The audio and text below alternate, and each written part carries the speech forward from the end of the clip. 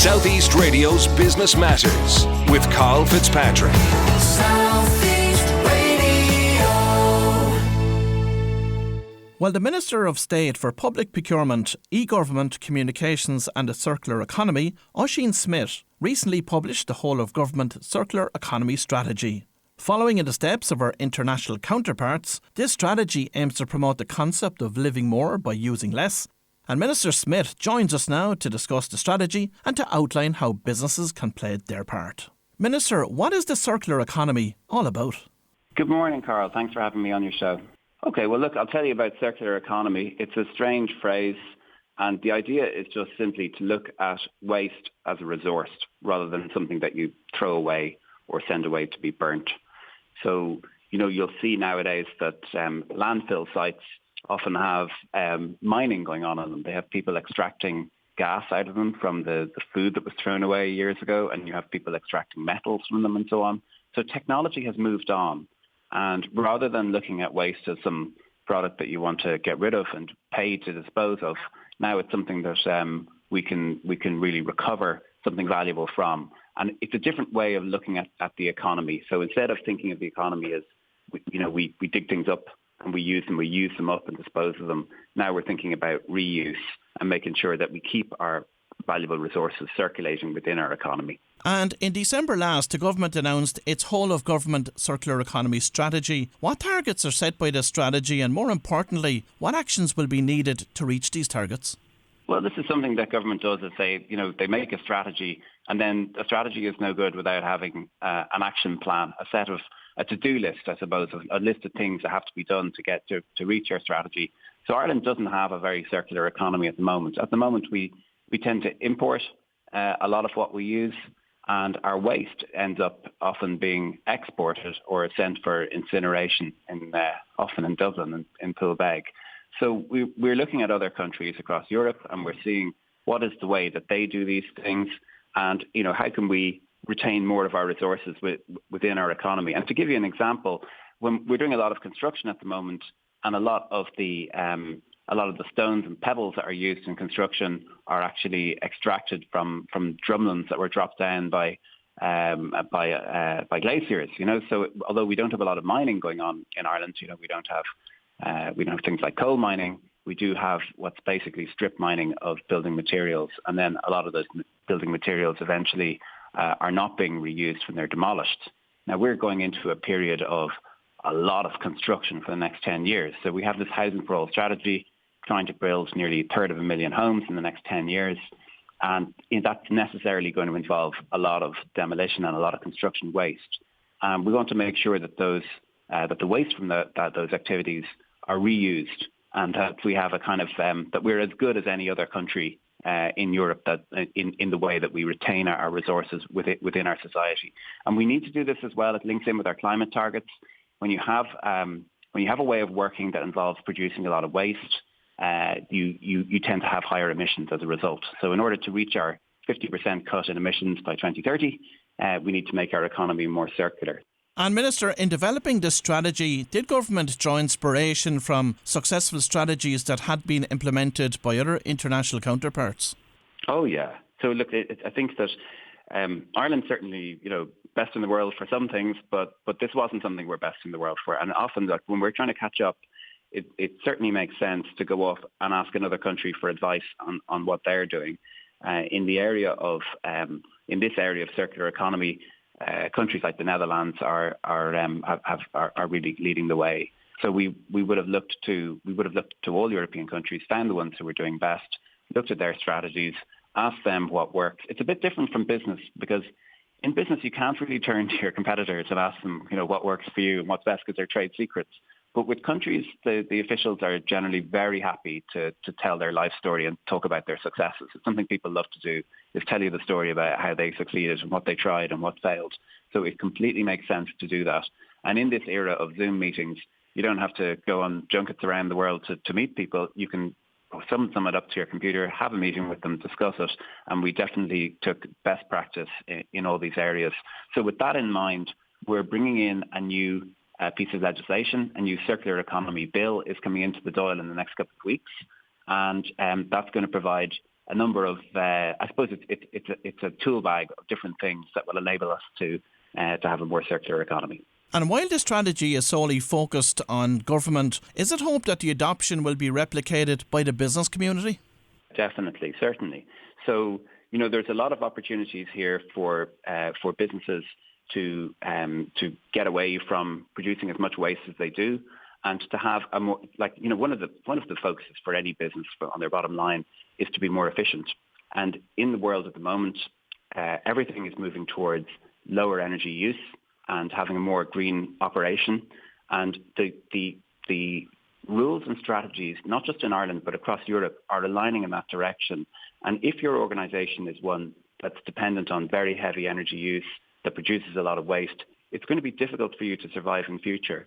So really, business does have its part to play, and government has its part to play in helping business, giving them the information and the knowledge to be able to change towards being long-term sustainable green businesses that will survive in a future where emissions have been cut by 50%. So there absolutely is a role for business in this, and to help with that, the government last year produced something called the Climate Toolkit for Business. So it's on the gov.ie website. If you search for Climate Toolkit for Business, what you can do is you go in and you tell it about your business. And it doesn't matter if your business is one or two people in a shop, or if it's 50 people or 1,000 people. You just go in there and you fill in a survey and tell us what your electricity bills are, and how much water you use, and how much gas you use, and how many flights you take. And it will come back to you, and it will give you a prescription for what you need to do to make your business more green. It'll come to you with a sort of a personalised action plan for your business, because it's very hard to know where to start. You're running a business. You want it to succeed in future. You don't want it to be left short, that the tide's going to go out, and that you can't survive in a future world with different green rules. So this is a place that can help you to find a place to start. It will give you a plan of action. It will tell you what to do. So that's my suggestion for any of your listeners, is to go to the Climate Toolkit for Business, and it will come up with a special plan for you and give you a place to start from. And Minister, on the topic of retrofitting and energy efficiency, we were joined on the programme recently by Kieran Byrne, the Director of the National Retrofit Programme with SEAI, and he was joining us to tell us all about the new National Retrofit Programme with an €8 billion investment to retrofit up to 500,000 houses between now and 2030. But apart from properties themselves on the residential side, what supports are going to be made available to corporate or commercial or business properties in terms of retrofitting? You're right, that announcement recently is all about residential retrofit. And the big change in it, it's a dramatic announcement. The big change is that you can get 80% for a shallow retrofit. So if you want to just do, for example, your attic and your walls, you can get 80% of the money. So you spend €500 and you'll be making €300 back every year. So that is focused on residential, but there is an entire suite as well aimed at business. And if you go to seai.ie, to their website, and have a look, you'll see plans and grants and advice, and a lot of it, it really does require advice in many cases. When you're going beyond a couple of €100, you need somebody to come out and advise you on where is the best place to spend money. Is it the LED lights? Is that the first place to start? Or what is the first place to start? And what are the things that will give you the best return on investment? But the SAI has a whole section devoted to business. So it's not just for residential. That was last week's announcement, but there is a whole area for business. And I would encourage people to ask the SAI for their advice, but also to get in to make sure that they're pointed in the right direction of a professional who will survey them, because whatever they pay to have somebody come around and look around, they'll make the money back. It's something that pays for itself. There's always low-hanging fruit. There's always something you can do that makes its money back very quickly. So it's just a very, very good thing to do. And whether it's changing your lighting or changing your insulation or changing your water use, I think businesses, it's a sensible thing for any business to do at this stage. And the business case for doing it has become stronger with the increase in energy prices. So as the price of electricity has gone up and the price of gas has gone up, getting that cost benefit is much easier to reach at this stage. And one of the criticisms regarding the retrofit schemes, both on the commercial side and also on the residential side, is that apart from the grant, there will still be an investment to be made in relation to paying for these retrofits. And there was welcome news this week in that regard with the announcement of a new fund designed to improve the energy efficiency of infrastructure, such as commercial buildings and homes, which has received an investment of €20 million from the Ireland Strategic Investment Fund. Yeah. So look, I mean, you're saying that there's you're saying that there's criticism that it's not entirely free and that you have to put down some of your own money. You know, what I'd say about that is that the majority of the money that's being provided, 58% of it is going on free schemes aimed at people in energy poverty. And that's right. It has to be targeted at people who are living in very cold homes and living on welfare payments and living in local authority housing as tenants. But a large quantity of private capital is going into renovation and is going into business investment at this stage. So we know last year that Irish people spent €11.5 billion renovating their homes. And in many cases, they would have been putting in a new kitchen, a new bathroom, converting a garage, whatever. But out of that €11.5 billion that was spent last year, if even 300 million of it went in private investment in retrofitting, I would be happy. So, you know, I would like to see when people are carrying out home renovations in 2022 and 2023, that they take a portion of their budget and say, well, while I'm doing this, while I'm doing the new kitchens or the new bathroom, I'll do some retrofit as well and I'll get the grants. And the grants are good. They're much higher than they were before. You know, often it's euro for euro match. So you put in 10,000, you get 10,000, and they can cover solar panels, they can cover ventilation, cover heat pump, cover insulation, all the things you might want to do to give yourself a higher quality house. And then you get a return on your investment, because having a good BER rating increases the value of your property, whether it's commercial or whether it's domestic. And sustainability forms an integral part of ESG, and ESG is certainly an area which investors are critically evaluating in their decision-making processes in recent years. Yeah, you're absolutely right. Look, with ESG, I think that this has an effect on share price.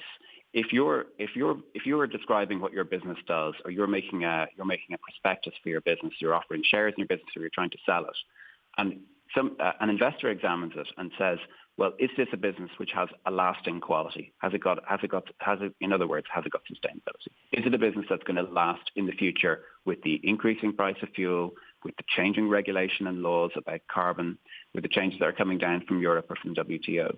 And if your business is aligned for a strong future in a strong green future, your share price will be higher.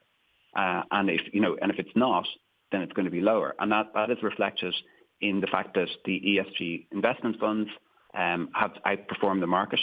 That companies that take a long-term view on their value in terms of their sustainability are worth more. So that really is the major incentive for businesses the major rational incentive, apart from it's good for the environment, is that it is good for the value of your business to do this. And if you don't take that approach, your business will be worth less overall. So really, that is the overriding market logic at the moment, and that's not coming from me as a member of the Green Party. You'll read that if you open the Financial Times. Under your brief as Minister, you're also responsible for public procurement. Now, to give a sense of the Irish position, in 2019, the Irish government spent €12 billion on public contracts for goods and services. I'd like you to take this opportunity this morning to reach out to the business community to encourage them to get involved in tendering for government contracts as they come up over the coming years. Yeah, you're absolutely right. The Irish government is a major purchaser of goods and services. And I want to be sure that Irish companies are bidding for those contracts and winning those contracts, and that small companies are. Now, of that €12 billion that you mentioned that was spent in 2019, and it's higher now, a majority of that money went to small and medium enterprises. And also most of that money the vast majority went to Irish companies as well. So sometimes companies look at this and feel that they are locked out, or that the process is difficult or unfair. And what I want to say to you is that it is possible to win these contracts, and that small Irish companies are winning them all the time. I meet very regularly with ISME and with IBEC and with the Small Firms Association, with other representatives of small businesses, and I ask them all the time, what do you want me to change in the rules on public procurement so that Irish small companies can win contracts? and that's really that's my focus. And so for anyone who wants to take part, I would urge you to contact your representative organisation or contact my department if you're having difficulty winning a contract. But you really can do it, and the rules have been set up to help small companies to win. Sometimes if you're really, really small, you need to go into alliance with another company. So sometimes it can be done as a joint venture. But really, the public procurement is there to get value for money for the state. We have to be fair to every company that applies. We have to leave it open to everybody. And under European law, we have to allow European companies to bid for tenders. But in practice, the smaller tenders, that we don't get foreign bidders for them. They tend to go to Irish companies, and they tend to go to small and medium enterprises. So I would encourage Irish companies always to bid for contracts from the government. And Minister, of course, those smaller companies that you're talking about here, they have the opportunity to enter into consortiums if they're bidding for larger contracts. And one of the other things I think as well that's often missing from a business owner's perspective is there is an opportunity to get feedback if they're unsuccessful in relation to a particular tender that they've submitted. Yeah, you're right. So the first thing is that you can go into a joint venture with somebody if you have a particular skill, but you don't have you don't have all the things that are on the tender that are required. You can join in with another company if you want. Even if you've never won a contract in the past, that won't be held against you. If you don't manage to win a contract, you can ask why, and you can go through and see and learn for the next time. And I've asked the public sector companies that are putting out contracts to divide them into smaller lots, so that they're not going out as one huge contract, so that there's more chance for smaller companies to win the contracts. So that's something I've done, and I've been working with organisations like the HSE, which is probably the largest purchaser in the country, and I've spoken to their procurement leads to make sure that they're taking that approach as well. Well, that was the Minister of State for Public Procurement, E-Government, Communications and a Circular Economy, Ossian Smyth, and I'd like to thank the Minister for joining us on this morning's show. Southeast Radio's Business Matters with Carl Fitzpatrick. South